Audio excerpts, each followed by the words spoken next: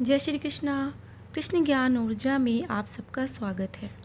सनातन धर्म में ज्येष्ठ माह को सबसे अधिक महत्वपूर्ण माना जाता है और इस महीने में पड़ने वाली एकादशी को हम निर्जला एकादशी कहते हैं। ये सभी एकादशियों में खास तिथि मानी जाती है। धार्मिक मान्यताओं की माने तो इस दिन विधि पूर्वक व्रत करने से साधक को जीवन में सभी सुख सुखों की प्राप्ति होती है और पापों से छुटकारा मिलता है। निर्जला एकादशी व्रत के दौरान अन्न और जल का त्याग किया जाता है। हमारे धर्म ग्रंथों में निर्जला एकादशी को सबसे पुण्यदायी एकादशी माना जाता है। अब जैसे नाम से स्पष्ट है, निर्जला एकादशी यानी कि बिना पानी के व्रत किया जाता है। इस व्रत को करने वाले श्रद्धालु पूरे दिन जल तक ग्रहण नहीं करते हैं, इसीलिए इसे सबसे कठिन व्रतों में से एक माना जाता है। वर्ष में 24 एकादशियाँ होती हैं। यदि कोई व्यक्ति पूरे वर्ष की सभी एकादशियों का व्रत नहीं कर पाता है और केवल निर्जला एकादशी का व्रत श्रद्धापूर्वक कर लेता है तो उसे सभी 24 एकादशियों के बराबर पुण्य फल की प्राप्ति होती है। और यही कारण है कि हमारे शास्त्रों में भी इस एकादशी व्रत को बहुत ही महत्वपूर्ण माना गया है। तो आइए जानते हैं एकादशी तिथि कब से प्रारंभ होगी। एकादशी तिथि 24 जून की शाम को 6:12 से प्रारंभ होगी और 25 जून को रात 8:90 तक रहेगी। उदया तिथि के अनुसार 25 जून को ही निर्जला एकादशी का व्रत रखा जाएगा। निर्जला एकादशी का पारण 26 जून को सुबह 5:26 से लेकर सुबह 8:13 तक रहेगा। आइए जान लेते हैं अब इस एकादशी व्रत की विधि।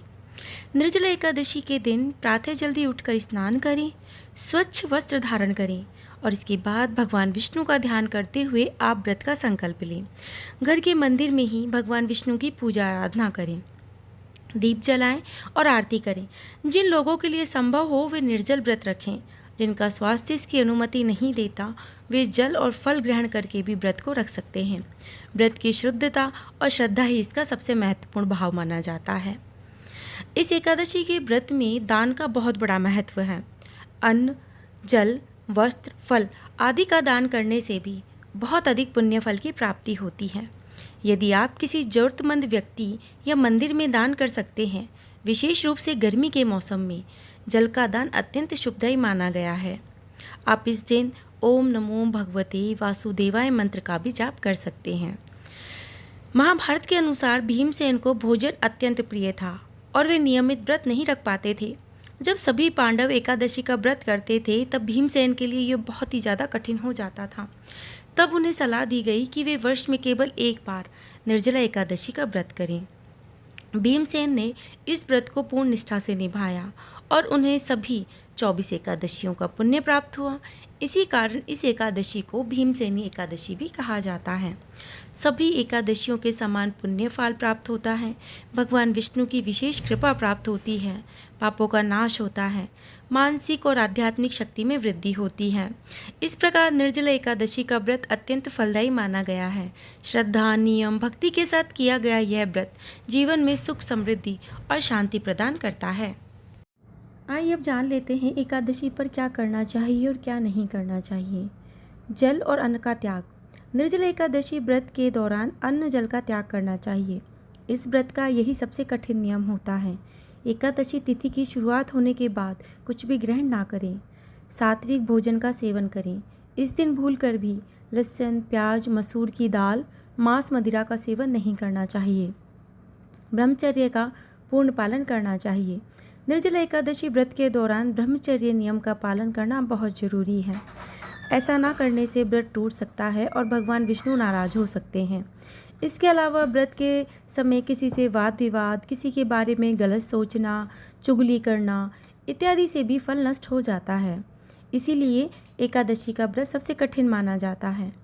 व्रत का पूर्ण फल पारण करने से ही प्राप्त होता है। इसीलिए द्वादशी तिथि के दिन शुभ मुहूर्त में निर्जला एकादशी व्रत का पारण करें।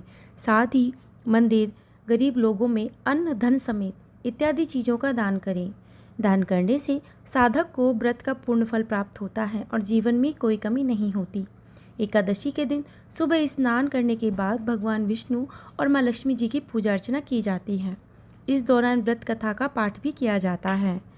इस व्रत को करने से पूजा और व्रत कथा को सुनने मात्र से ही साधक को सभी पापों से छुटकारा मिल जाता है। आइए जानते हैं पूजा सामग्री। भगवान विष्णु की प्रतिमा, साफ पीला वस्त्र, तुलसी के पत्ते जिसे आप एक दिन पहले तोड़कर रखेंगे, पंचामृत, गंगाजल, कुमकुम और हल्दी, चंदन, साबुत चावल, ताजे फूल और फूलों की मालाएं, अगरबत्ती, धूप, घी का दीपक, रुई की बाती, मौसमी फल, सूखे मेवे, पान के पत्ते और सुपारी, नारियल, मिश्री, भोग के लिए मिठाई, कलश, कपूर, आरती की थाली, विष्णु चालीसा या फिर विष्णु सहस्त्रनाम की पुस्तक। निर्जला एकादशी के दिन श्रद्धालु सुबह जल्दी उठकर स्नान करें, स्वच्छ वस्त्र धारण करें। इसके बाद व्रत का संकल्प लें। संकल्प के बिना व्रत अधूरा माना जाता है।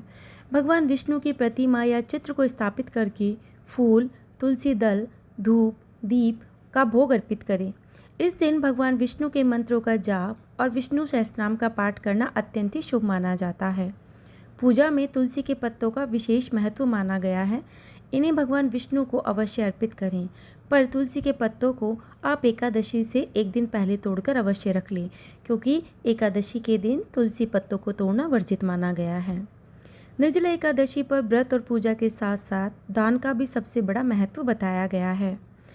एक निर्जला एकादशी हिंदू धर्म में सबसे पवित्र और आध्यात्मिक रूप से शक्तिशाली दिनों में एक मानी जाती है। यह व्रत बहुत कठिन अवश्य है, लेकिन इसे श्रद्धा और नियम पूर्वक करने से व्यक्ति में आत्मसंयम, भक्ति और सकारात्मक ऊर्जा का विकास होता है। साथ ही भगवान विष्णु की कृपा और आशीर्वाद तो प्राप्त होता ही है।